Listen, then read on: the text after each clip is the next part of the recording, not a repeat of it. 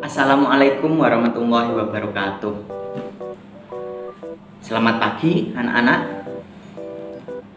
Kembali lagi bersama Bapak dengan pembelajaran Bahasa Indonesia di kelas 10. Sebelum kita memulai pembelajaran pada pagi hari ini, marilah kita membaca doa terlebih dahulu. Berdoa mulai.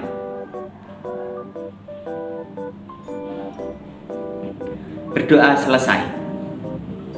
Oke. Ini masuk semua ya. Sebelumnya, dalam memasuki pembelajaran pada pagi hari ini, Bapak ingin mengulas tentang materi pada pekan lalu, yaitu tentang teks biografi. Teks biografi adalah teks yang berisikan kisah suatu tokoh dalam mengarungi kehidupannya. Teks biografi biasanya ditulis oleh seseorang agar tokoh tersebut dapat dijadikan sebagai teladan banyak orang. Teks biografi berisi tentang sejarah hidup seseorang sejak lahir, bahkan sampai orang tersebut meninggal dunia. Teks biografi berisi tentang permasalahan yang pernah dihadapi maupun kelebihan-kelebihan tokoh yang dapat menginspirasi bagi pembaca. Teks biografi berisi tentang tokoh-tokoh orang yang terkenal, orang sukses, maupun orang yang sangat berpengaruh atau menginspirasi bagi kita semua masyarakat. Biasanya seperti tokoh pahlawan, tokoh negarawan, tokoh sastrawan, dan sebagainya. Masih diingat ya anak-anak? Untuk pertemuan pada pagi hari ini, kita akan membahas tentang materi puisi. Mengenai puisi, adakah yang pernah membaca puisi atau mungkin pernah menulis puisi? Silahkan anak-anak untuk bisa melihat video yang sudah Bapak sajikan. Guruku. Saya mempunyai seorang guru anakku. Suaranya menggelegar. Sebenarnya wajahnya tidak sangar. Tetapi setiap ada kebatilan, tatapannya selalu nanar dan ia damprat siapa saja yang tidak benar. Anehnya, kami tidak pernah dendam. Sampai akhir hayatnya, ia miskin. Miskin bahasa. Sebanyak apapun ia berbicara, yang keluar hanya kata cinta. Pun setiap kali menyebut namanya, yang keluar adalah huruf yang sama. Telah kita lihat video yang sudah Bapak tayangkan, yaitu tentang puisi. Dalam puisi, kita harus mengenal pemilihan kata atau biasa disebut diksi. Puisi adalah karya sastra berisi kata-kata indah yang digunakan seseorang untuk mengungkapkan pikiran, gagasan, maupun perasaan. Tujuannya untuk menciptakan suasana-suasana yang mampu menggugah imajinasi, menggugah perasaan, dan keindahan bagi pembaca. Dalam puisi, kata-kata dipilih sedemikian rupa secara selektif agar dapat memunculkan efek tertentu dan menampung makna yang menggambarkan pikiran, gagasan, maupun perasaan penyair.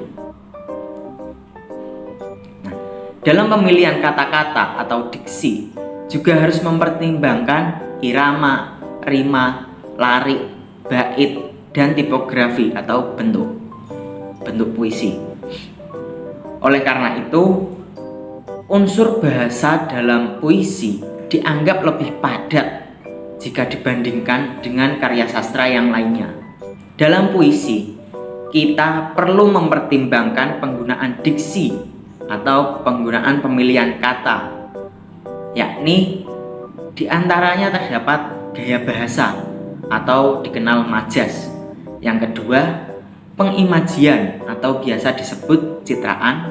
Yang ketiga, terdapat kata konkret, dan yang keempat terdapat kata konotatif. Gaya bahasa atau yang sering disebut majas merupakan bahasa kiasan yang digunakan untuk menampilkan efek tertentu bagi pembacanya. Nah, terdapat banyak sekali jenis majas. Di antaranya yaitu yang pertama terdapat majas metafora. Majas metafora yaitu bahasa kiasan yang bersifat langsung tetapi tidak menggunakan kata pembanding. Contohnya seperti segala cintaku hilang terbang. Nah, kata terbang bisa dimaknai bahwa kata terbang sendiri memiliki arti yang bukan semestinya. Yang kedua, terdapat majas personifikasi, yaitu bahasa kiasan yang mempersamakan sesuatu dengan manusia yang dapat berbuat, melakukan sesuatu hal, dan sebagainya. Contohnya, bulan mengintip di balik awan. Nah, kata mengintip itu memiliki arti sifat manusia dihubungkan dengan objek-objek lain. Seperti contoh tersebut, yakni bulan mengintip di balik awan. Nah, bisa dipahami ya. Selanjutnya terdapat majas hiperbola, yaitu bahasa kiasan yang melebih-lebihkan yang tidak sewajarnya. Contohnya, perasaanku teriris-iris melihat kau jalan dengannya. Apa bisa perasaan teriris-iris? Kan tidak ya. Jadi menurut maknanya, teriris-iris dalam penggunaan kata tersebut terlalu berlebih-lebihkan. Bisa dipahami ya tentang majas tersebut. Selanjutnya masuk dalam pengimajian atau disebut citraan. Nah, pengimajian atau citraan adalah kata atau susunan kata yang bisa menimbulkan efek hayalan atau imajinasi pada diri pembacanya. Nah, dengan menggunakan pengimajian dalam puisi, membuat pembaca seolah-olah ikut merasakan, ikut meraba, ikut melihat, ikut mendengarkan, mengecap, dan gerak sesuatu yang diungkapkan dalam puisi tersebut. Nah, terdapat beberapa pengimajian berdasarkan efek imajinasi, yaitu yang pertama, citraan penglihatan. Nah, kita seolah-olah melihat dalam membaca puisi tersebut. Contohnya dalam larik seperti ini, bunga mawar merah yang ranum itu. Nah, kita sebagai pembaca seolah-olah melihat bunga mawar merah yang ranum tersebut. Jadi penyair ingin menuntun pembaca untuk melihat, membayangkan, berimajinasi tentang bunga mawar merah yang ranum tersebut. Yang kedua, citraan pendengaran. Nah, terdapat contohnya yaitu suara rintihan kuda menjerit dari kejauhan.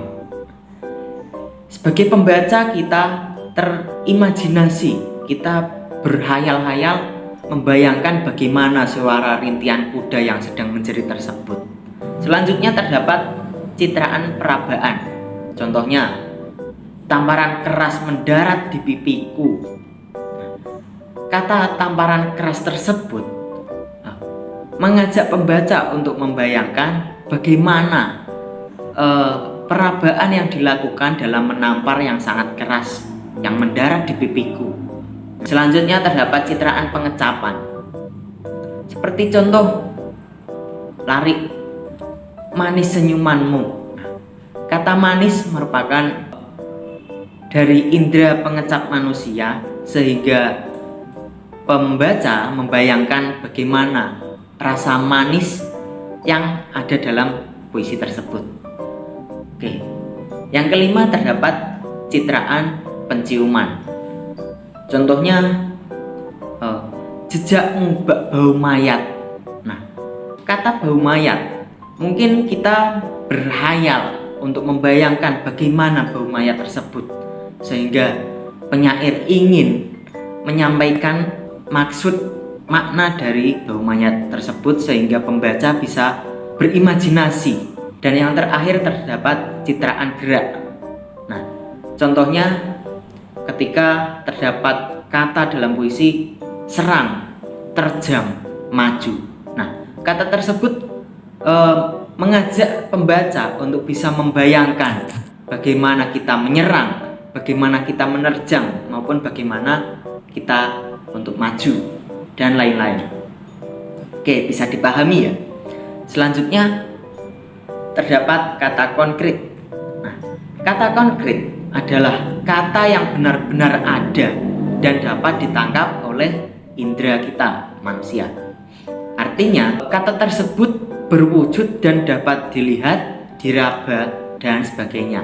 Seperti contoh, kata pohon yang berdiri kokoh. Nah, kata pohon bisa kita lihat, bisa kita raba, dan berwujud ada seperti yang kita lihat di lingkungan kita. Jadi pohon tersebut merupakan kata konkret yang memang bisa kita lihat, bisa kita rasakan oleh indera kita. Contoh yang lain dalam lirik puisi yang ragu-ragu di jalan itu. Nah, kata jalan merupakan kata yang konkret, yang jelas, yang nyata, bahwa kita dapat melihat, kita dapat merasakan mana yang namanya jalan tersebut. Jadi kata jalan bisa kita temukan di lingkungan kita sehingga kita bisa membayangkan bahwa jalan tersebut jelas. Oke. Yang terakhir membahas tentang kata konotatif. Kata konotatif merupakan kata yang berasosiasi. Maksudnya kata yang mengacu pada makna kiasan ataupun makna yang bukan sebenarnya. Contohnya, yang pertama, kuda bernafaskan nyala. Nah, kata nyala bukan berarti nyala dari api. Biasa kita menganggap bahwa yang menyala itu dari api. Sehingga dalam maksud dari kata konotatif di sini, yakni kata nyala berarti hidup atau bertenaga, atau bisa diartikan sebagai berkorban. Jadi kata tersebut tidak sesuai dengan arti yang sebenarnya. Yang kedua, contohnya, aku ini binatang jalang. Nah, kata binatang jalang di sini bukan berarti itu merupakan seolah-olah binatang, bukan. Karena di sini kata binatang jalang bermakna kata yang konotatif, yakni bukan sebenarnya. Mungkin bisa diartikan dari binatang tersebut seolah-olah hidupnya seperti bukan manusia pada umumnya. Begitu, bisa dipahami ya. Jadi kata konotatif di sini berarti kata yang tidak sesuai makna sebenarnya. Mungkin bisa dipahami dari materi yang sudah Bapak sampaikan. Nah, di sini Bapak ingin memberikan tugas, yakni tugas kelompok. Nah, silahkan kumpul dengan kelompoknya yang telah dibentuk 4-5 orang. Pilihlah satu karya puisinya. Lalu temukan dan identifikasi gaya bahasa, citraan, kata konkret, dan kata konotatif dari puisi tersebut. Silahkan dikerjakan secara berkelompok, diskusi, presentasikan pekan depan jika waktunya kurang cukup. Mungkin sekian dari materi puisi yang sudah Bapak sampaikan.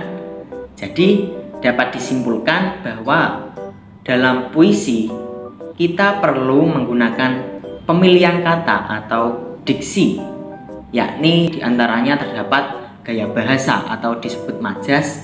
Yang kedua terdapat pengimajian atau biasa disebut citraan. Yang ketiga terdapat kata konkret. Yang keempat terdapat kata konotatif. Sekian materi yang dapat Bapak sampaikan. Apabila terdapat tutur kata yang kurang berkenan, yang menyakiti hati anak-anak, Bapak mohon maaf.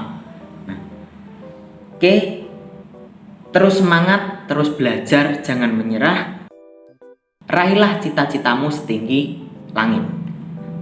Cukup sekian dari Bapak. Wassalamualaikum warahmatullahi wabarakatuh.